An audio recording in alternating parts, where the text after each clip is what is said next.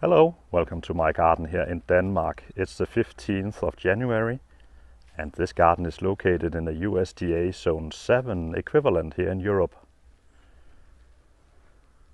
As you can see, I've not yet removed a lot of the dead foliage of the perennials. I've kept it around, at least those things that are sturdy. In this border I've taken out the dead foliage of the geraniums, and my main reason for doing so is that I have various Christmas light trees in here. I have a couple of really small ones and I have some larger ones in the background. The reason why my Christmas decorations are still up, my light trees at least, is that here in Denmark we are located quite a lot to the north. Our days right now are 7.5 hours long, from sun up to sundown, and they have actually increased in length by 40 minutes. So 7.5 hours is better than what it was in the end of December, right? Our daytime will actually rapidly increase over the next couple of months, and I'm looking forward to that. Coming out of this dark winter, that's a nice thing. The winter this year has actually been quite mild. As you can see right here, my Cyclamen Coum album are in flower, and right here between the roses is a nice position for those. I can see them from my living room. I don't come out as much here in winter as I do in summer, and hence those plants that you can enjoy in winter should be located in a position where you can see them from the living room. Cyclamen Coum flowers really early in the year. I think there's another garden variety called Cyclamen Coum, and it flowers in autumn. Coum is also a really nice looking plant, but unfortunately here in this garden I have so many perennials that they will cover up the flowers of the Coum, so I don't gain a lot from those, whereas the combs that flower right now can be seen. And yeah, that does require me to clean up those geraniums that you can see right there, so that I can actually see these cyclamen.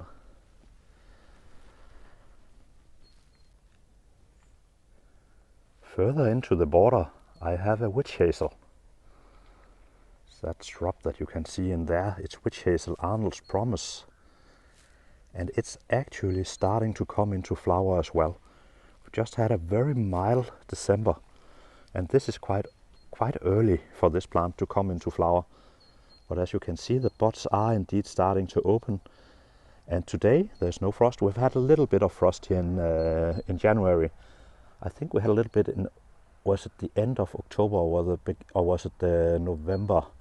Can't remember, but we've had a little frost earlier, but not a lot of frost this year. This is also a plant that looks really nice and should be seen from my living room, and that's why it's planted right here. I can also see this one from my kitchen. I need to take out a couple of branches in here. I have a couple that are crossing in there, and I'll do so when spring arrives, so that just before it's starting to put on the leaves, and just before, because then I can still see what I need to cut out. I think the optimal point in time to do it would probably be in summer, but there I can't see where to cut. Just remember, don't cut too close to the stem. These branches, they tend to have a wider point of where right close to the stem it will sort of widen out, and don't cut into that. Cut just after that, just like a few millimeters out, right?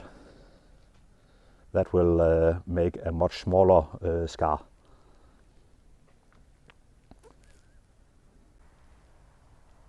Moving a little bit along, you'll notice that the iris hues are actually starting to look a lot better in these borders.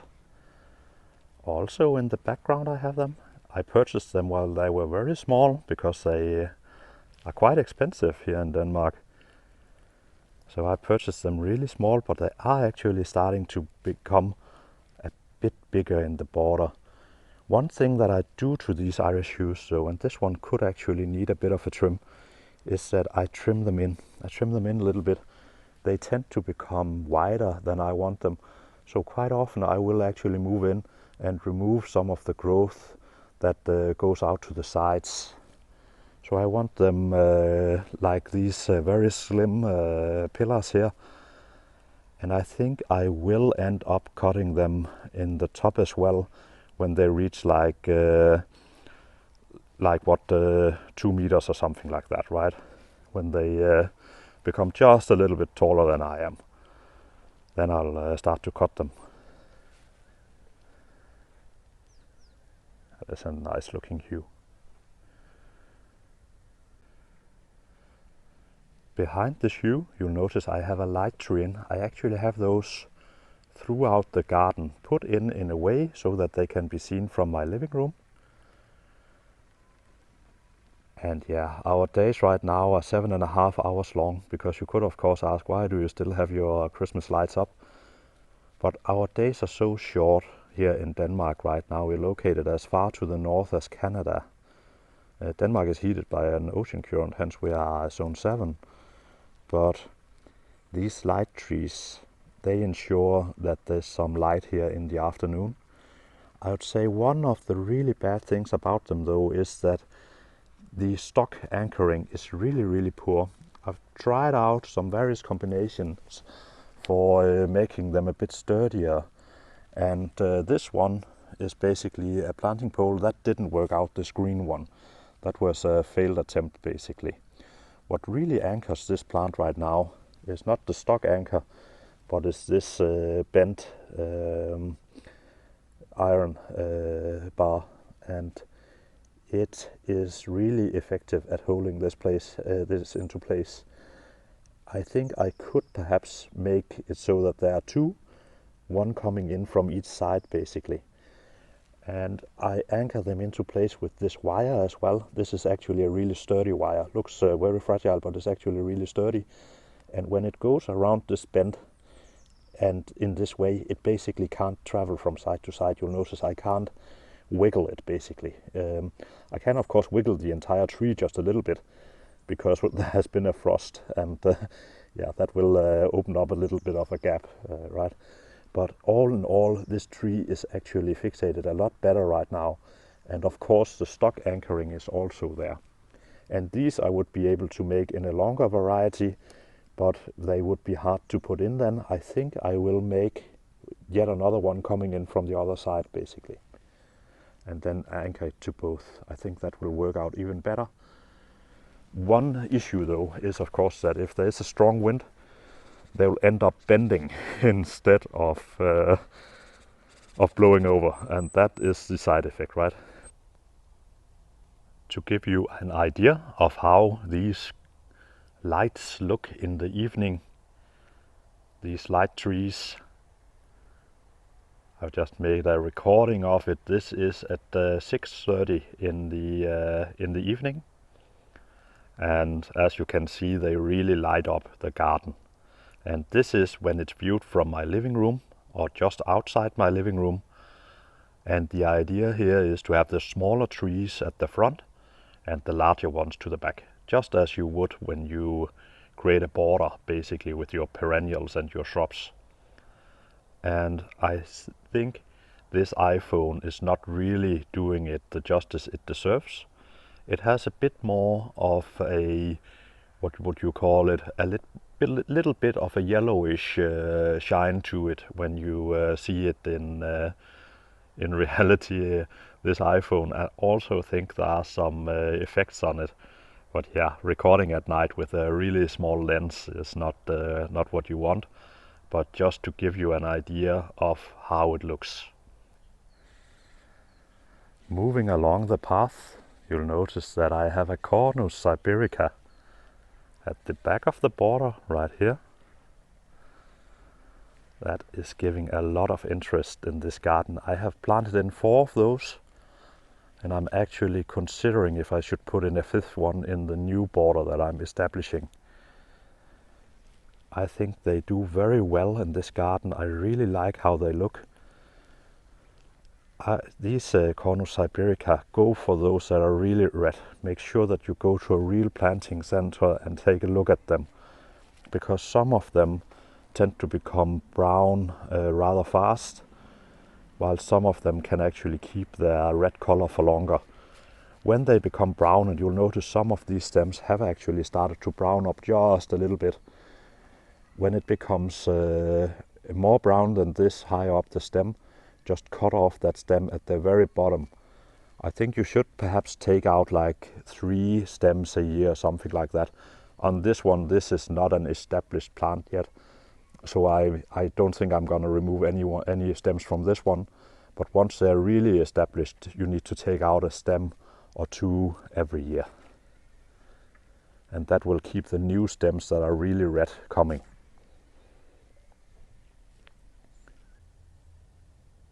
Also located in this corner is the pond, or what I call a pond. It's really just a bowl of water. And you can actually see that there's just a bit of ice on the bottom there. We've had just a few days of frost, but now we're coming out of it again. It's been a really warm winter overall, until now at least. And also I have cleaned up this pond a little bit, just to get some of the debris out of it. That will ensure that the plants don't rot down in the pond, and you need to get that debris out of the pond. Prioritize that if you can. It will ensure that it has clearer water in spring, basically, if you get as much of that dead debris out of it. Do take a little bit of care. If you have one that is deep where you need to go into the pond to do it, watch out that you don't get too cold or put yourself in any kind of danger. Of course, I wouldn't do that. With this very little bowl, I can reach into it from the sides. Oh, and I have these very small decorations, or what you would call them, under here. Those are actually for newts and frogs and so on. It's a little concrete housing. You can't see those in summer. They are covered up by this shrub. But I think they provide some nice cover for various sorts of life near the pond. Moving along the border, yeah, another hue. This one also needs to be trimmed in just a little bit so that it doesn't become too wide. This is starting to gain some actual height. It's funny to see when you've purchased them from very small. These hues grow really slowly, but it's funny to see them actually starting to gain some height. I think in the long run I'll probably restrict them to about 2 meters or so in height and cut them down to that, so they'll grow a little bit above that. In here you can actually also see a little bit of a problem.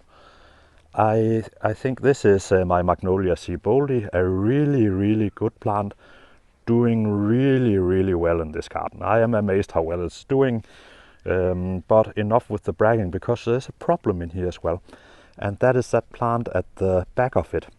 I like that I can see it from out here. I like that it's green. There's this nice green plant planted in there, good for wildlife, good for birds and so on. The only issue is that it's becoming too tall. It was actually only supposed to be very small when I purchased it, but it's becoming a lot higher, and it's basically layering itself. And I have tried this year to cut it down by a lot, but it's shooting like crazy basically. And you can see it is starting to grow into the Magnolia in many places actually. And what I will do is I'm gonna take it out. Even though it is a really good plant, I will prioritize the Magnolia, and I will put in some new kind of evergreen in here that you'll basically only be able to see in winter. You'll only be able to see it through the Magnolia in winter, but I am going to move some evergreen in here. Something that doesn't grow as much as this plant. It's a shame having to take that out, but that's what it is. Another plant that is just starting to appear are my winter aconites. They're only starting to come into leaf. You can see that they are shooting down there. These will of course have a really nice yellow color. Normally my color scheme here in the garden is more in the chartreuse and very damp colors, blues and so on. But in spring, due to our very long winter here in Denmark with all of that dark, I really like yellows in spring. So in spring I have a lot of yellows and various other really flashy colors, and I like those because yeah, we've come out of this rather brown winter, right? And I think what I need there is just a splash of color, and that is what these various bulbs and other roots and so on, these really nice spring flowers provide for me. Moving along the border, you'll notice that I have this water feature sitting out here still in winter. I have an aquarium heater in there that will turn on if it gets too cold. If the water starts to freeze over, it will prevent it from freezing over. And it's on a temperature regulated power outlet. So basically it will just keep it frost free. And that is to prevent this barrel from shattering, will provide some water for birds as well if everything freezes up. So that's nice as well. But overall, if you have a barrel like this and you don't have an aquarium heater or something like that, you need to drain it, and you need to put it someplace where it will still be semi-wet, because if it becomes totally dry, it will not remain watertight. So these can be a bit of a hassle to bring through winter. I think having it like this with a heater in it and provides water for the birds is a nice way of doing it. Also, yeah, these stems that are in there is also to provide the birds with some place to sit and drink, basically, here in winter. I've gone a little bit into the border right now. You can see the barrel is right there. But within this elder, you'll notice the elder, of course, itself doesn't have any leaves. This is elder black lace. But I have a honeysuckle in here. And this honeysuckle, yeah, beware of honeysuckles. They can be invasive in some parts of the world. I believe it's only some varieties that are, so just check the variety before you purchase them, right? Here in Denmark, honeysuckles are not invasive. This is an honeysuckle called Henry, and it is actually a, well, semi-evergreen, let's call it that. The winter has been quite mild, and it will actually keep its leaves even if there's quite a bit of frost. So that is a nice thing. Yeah, you'll notice I have a path in here as well, a maintenance path basically, going around the entire border so I can cut the hedge and so on. But back to this, this variety, it's honeysuckle Henry. And as you can see, I have been having issues growing clematis in my borders here because they become too dry. Basically, they'll die. Close to these shrubs, it will be quite dry. But honeysuckle seems to do rather well. So what I've done is I've actually put in other honeysuckles as well. This one is nice because it's leafing out here in winter. It has its leaves on, semi-evergreen. Unfortunately, this honeysuckle Henry has no scent to it, and I think a lot of people enjoy the scent a lot on honeysuckles.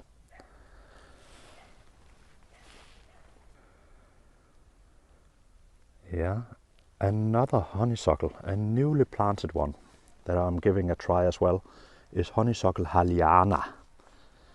And it should be semi-evergreen as well.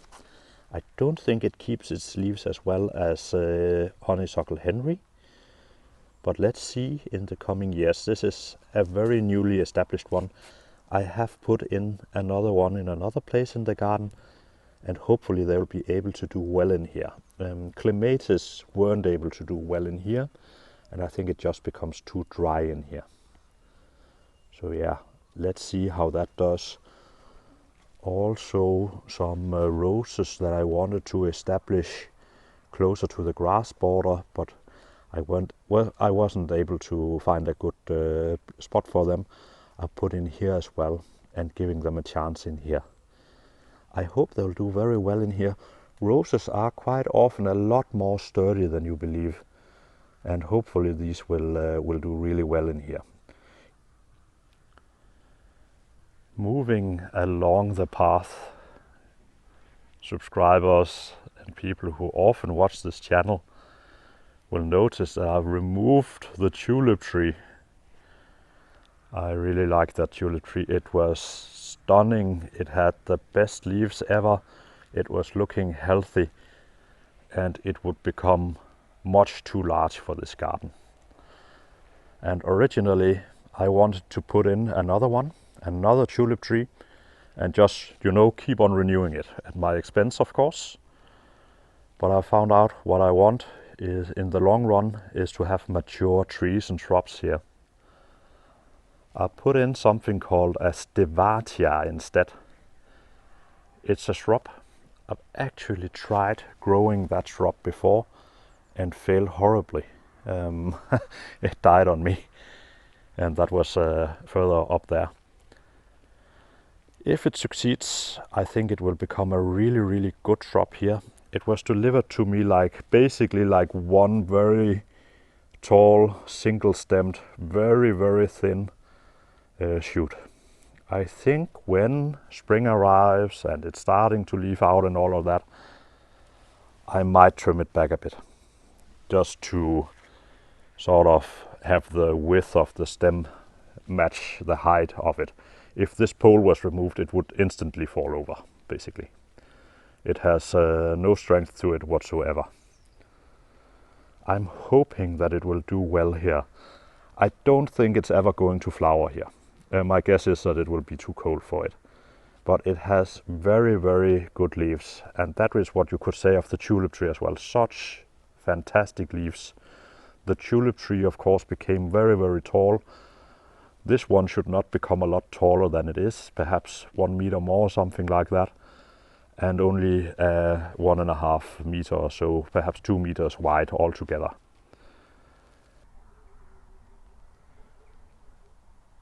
Another job for me in this garden, once I've stopped removing trees that I wanted to keep, is that I need to clean up my hellebores. I have a few hellebores here, and these should go into flower in not that long a time. Let's see here. Yeah, you can see down here that it is actually starting to bud up just a little bit, right? And new shoots are appearing down here with buds on them.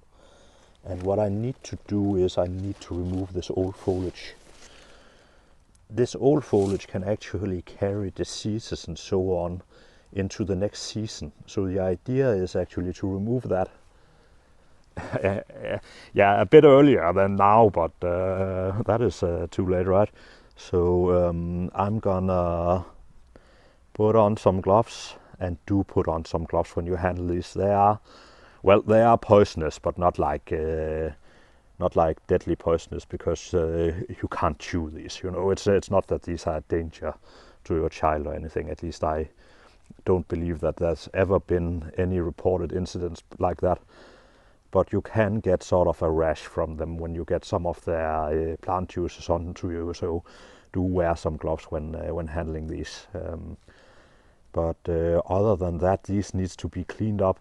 And I have those in quite a lot of places in the garden. So I need to go around and just clean those up. Yeah, that would look a lot better if it was cleaned up. You can see down there, they're actually starting to appear quite nicely here as well. And they need to be cleaned up.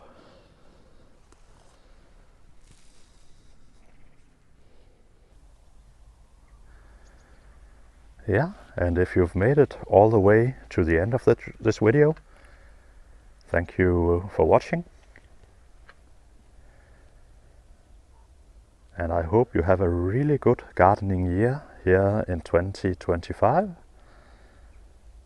And I hope I do, at least. And hopefully I will get some of the projects finished that I started in 2024. But it's a hobby, so let's see how that goes. Bye bye.